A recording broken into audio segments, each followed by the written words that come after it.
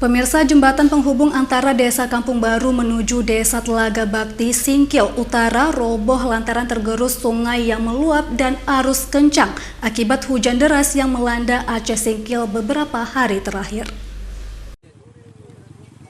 Setidaknya sudah 2 jembatan penghubung antara Desa Kampung Baru menuju Desa Telaga Bakti di Kecamatan Singkil Utara, Kabupaten Aceh Singkil yang roboh.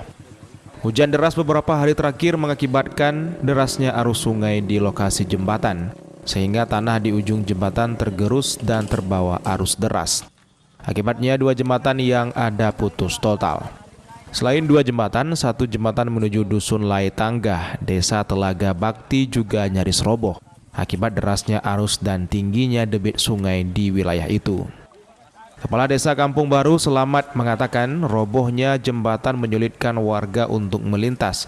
Berharap segera ada pembangunan jembatan permanen di lokasi. Diakibatkan karena derasnya air hujan sehingga mengakibatkan satu jembatan roboh. Jadi kami minta untuk atas kejadian musibah ini agar jembatan ini bisa difasilitasi oleh baik itu dari pemerintah nanti ataupun dari pihak perusahaan untuk membuat satu jembatan yang permanen. Untuk melewati jembatan itu, warga membuat jembatan darurat dengan 3 lembar papan sehingga hanya bisa dilewati kendaraan roda 2. Sementara untuk jembatan lain yang mengalami roboh, para pengendara harus mencari jalan alternatif yang lebih jauh dan juga dipenuhi lumpur yang dibawa banjir. Dari Kabupaten Aceh Singkil, Suparman Munte, iNews melaporkan.